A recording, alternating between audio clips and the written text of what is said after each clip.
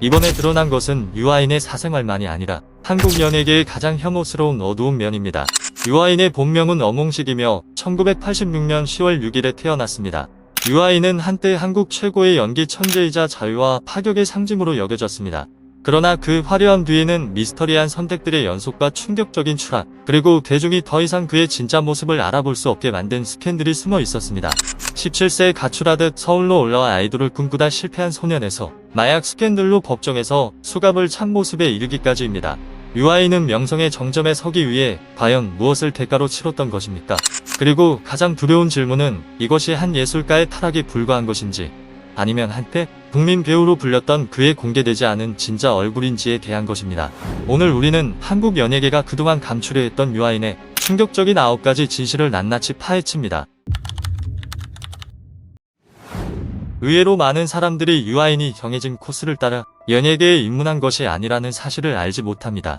고등학생 시절 유아인은 대구의 한 고등학교 정문 앞에서 연예기획사에 눈에 띄었습니다.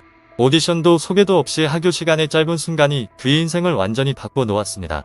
미술을 전공한 학생으로 화가를 꿈꾸던 유아인은 연기 예술의 길을 택하면서 가족의 강한 반대에 부딪혔습니다. 그럼에도 불구하고 17세의 나이에 그는 홀로 서울로 올라와 의지할 곳 없는 생활을 감내했습니다.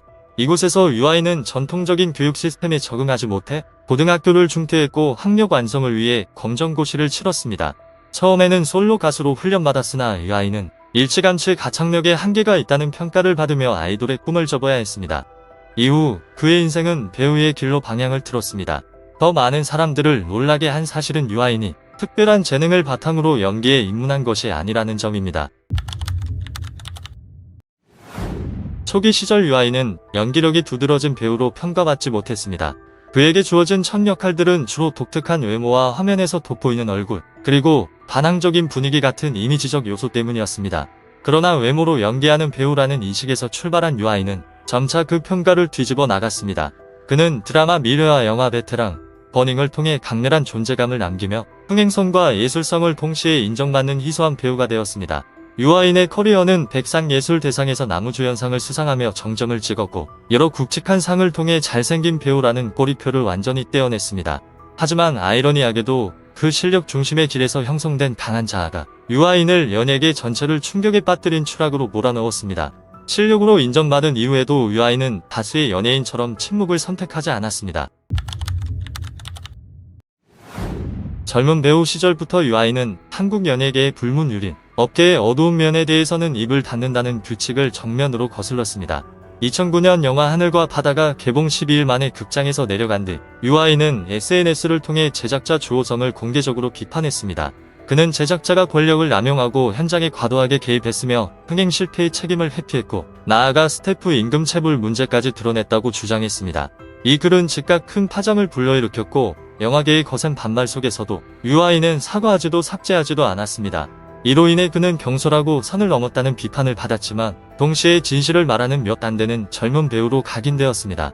이 개인적인 공방을 계기로 한국 영화계의 노동 착취와 출연료 지원 문제가 처음으로 수면 위로 떠올랐습니다. 그리고 여론과의 충돌에 익숙해진 이후 유아인이라는 이름은 훨씬 더 민감한 또 다른 의혹의 중심에 서게 됩니다. 커리어의 정점에 있던 시기, 유아인은 갑작스럽게 병역 기피 의혹에 휘말리게 되었는데 이는 한국 사회에서 특히 민감한 혐의입니다. 2015년부터 2017년까지 유아인은 손목, 어깨, 척추 부위의 부상 문제로 총 5차례 연속 입영을 연기했습니다. 의료 소견에 따르면 유아인은 양성 골종양 진단을 받았고 합병증을 막기 위해 정기적인 추적 관찰이 필요하다는 판단을 받았습니다. 그러나 반복되는 병역 연기로 인해 여론은 이것이 실제 질병인지 아니면 합법적인 병역 회피 수단인지에 대한 의문을 제기했습니다. 비판 여론이 거세지자 한국의 병무청은 공식 입장을 내고 유아인의 병역 관련 의료 검사 결과가 모두 적법하다고 확인했습니다. 여러 차례의 재검 끝에 유아인은 장기간 군 복무 부적합 판정을 받았으며 법적으로 문제는 없었지만 대중의 신뢰에는 큰 균열을 남겼습니다. 병역 의혹이 채 가라앉기도 전에 유아인의 커리어를 뒤흔드는 더 큰 충격이 닥쳐왔습니다. 유아인 사건은 현행범 체포로 시작된 것이 아니라 2022년 말 마약류 의약품 전산 기록에 대한 전수조사에서 그의 이름이 포함되며 시작되었습니다. 초기에는 단순한 의료 목적의 프로포폴 오남용 의혹으로 여겨졌습니다. 그러나 검사 결과 유아인은 대마 양성 반응을 보였고 이구케타민, 코카인, 졸피뎀, 미다졸랑, 알프라졸 등 다수의 향정신성 약물 사용 사실이 잇따라 드러났습니다. 수사 당국은 그가 최소 8종 이상의 마약류 물질과 연관되어 있다고 판단했습니다. 유아인은 1181회에 걸쳐 마약류를 사용했으며 프로포폴 사용량만 9600ml를 넘었고 14곳의 의료기관을 오간 것으로 확인되었습니다. 이로써 단순 의료 의혹은 A급 배우에게서는 전례를 찾기 힘든 중대 마약 사건으로 격상되었습니다. 여기서 끝이 아니었으며 수사 과정에서 유아인이 불법적으로 수면제를 구입하기 위해 조직적인 허위 행위를 저질렀다는 사실도 드러났습니다. 그는 부친과 친누나, 지인 등 총 6명의 이름과 주민등록 정보를 사용해 통제 약물을 처방받은 혐의를 받았습니다. 그렇게 구매한 수면제는 총 1100정을 넘는 것으로 확인되었습니다. 심지어 누나를 4층의 다른 사람에게 약을 받게 하거나 아버지에게 전달할 약이라는 이유로 의사에게 처방을 요구한 사례도 있었습니다. 수사 결과 이는 일시적인 실수가 아니라 장기간에 걸쳐 계획적이고 은폐된 약물 남용 행위로 결론났습니다. 그러나 유아인의 마약 스캔들은 숫자나 의료 기록에서 그치지 않았고 다른 사람들까지 사법 처리의 대상이 되게 만들었습니다. 미국 체류 중 유아인이 지인들과 함께 대마를 사용한 사실이 확인되었습니다. 문제는 약 30만 명의 구독자를 보유한 한 유튜버가 이 장면을 목격했고 그 인물이 그대로 사건에 연루되면서부터 본격적으로 시작되었습니다. 법정 진술에 따르면 유아인은 혼자만 사용한 것이 아니었습니다. 그는 이제 내 차례다. 그냥 A한테도 넘겨라와 같은 압박성 발언으로 타인에게 사용을 권유하고 요구한 혐의를 받았습니다. 목격자들은 원치 않았지만 문제를 피하기 위해 사용한 척했으며 이후에는 사건을 외부에 알리지 말라는 요구까지 받았다고 진술했습니다. 이로 인해 사건은 개인적인 일탈을 넘어 공범 유도와 범죄 은폐 의혹으로 확대되었습니다. 결국 미술 전공 출신 화가 1명을 포함해 유아인과 함께 미국을 다녀온 총 4명이 수사와 기소 대상이 되었습니다. 연루된 인물이 늘어나면서 유아인은 마침내 어떤 스타도 맞이하고 싶지 않은 순간과 마주하게 되었습니다. 재판 과정 내내 유아인은 증거인멸 우려와 다수 공범 연관성이 지적되었음에도 불구하고 구속을 피했습니다. 2차례의 구속영장 신청이 모두 기각되자 여론은 그에게 적용되는 예해성의 정도에 대해 의문을 품기 시작했습니다. 마침내 법정에 서는 날 유아인은 재판정에서 수갑을 찬 모습으로 등장했고 이는 A급 배우의 완전한 붕괴를 상징하는 장면이었습니다.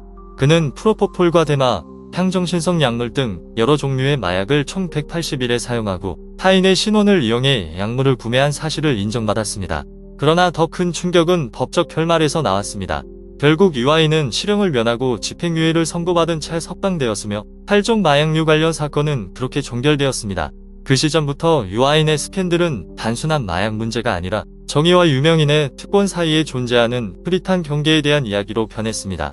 여기에 더해 유아인의 성 정체성을 둘러싼 의혹까지 새롭게 제기되기 시작했습니다. 마약 스캔들로 이미지가 크게 흔들린 상황에서 유아인은 또 하나의 논란적인 의혹과 마주하게 됩니다. 그는 과거부터 성소수자 인권에 대해 공개적인 지지 입장을 밝혀온 인물로 그로 인해 사생활 전반이 장기간 대중의 관심 대상이 되어 왔습니다. 소문은 이태원에서 립밤을 바른 셀피 사진 송중기, 유명 남성 스타일리스트, 그리고 작가 최하늘과의 지나치게 가깝다고 여겨진 관계 등 사소한 단서들에서 시작됐습니다. 명확한 증거도 공식적인 확인도 없었지만 여론은 점차 스스로 낙인을 찍기 시작했습니다.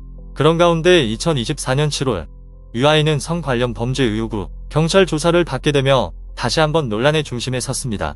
해당 의혹은 용산의 한 오피스텔에서 발생한 사건과 관련돼 있으며 신고인은 일정 시간이 지난 뒤 이상 징후를 인지했다고 진술한 것으로 알려졌습니다. 경찰은 유아인에 대해 유사강간 혐의로 입건해 수사에 척수했음을 공식 확인했습니다. 이후 유아인은 피의자 신분으로 경찰서에 출석해 약 90분간 조사를 받았습니다.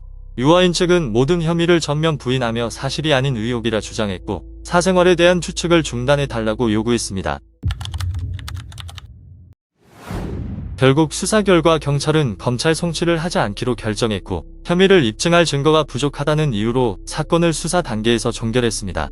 스캔들 이후 광고업계와 영화계는 일제히 유아인의 이름을 리스트에서 제외했습니다. 그와 협업했던 브랜드들은 여론의 역풍을 피하기 위해 모든 광고 자료를 삭제해야 했습니다. 영화와 드라마 분야에서의 타격은 더욱 컸습니다. 유아인이 출연한 다수의 작품이 무기한 연기되거나 역할이 수정됐고 일부 프로젝트는 아예 공개 불가 위기에 놓이며 제작사와 스태프들에게 막대한 손실을 안겼습니다. 한때 흥행 보증 수표였던 유아인의 이름은 곧바로 상업적 리스크로 전락했습니다. 더 아이러니한 점은 법적 판결이 마무리된 이후에도 그의 커리어는 결코 원점으로 돌아가지 못했다는 사실입니다.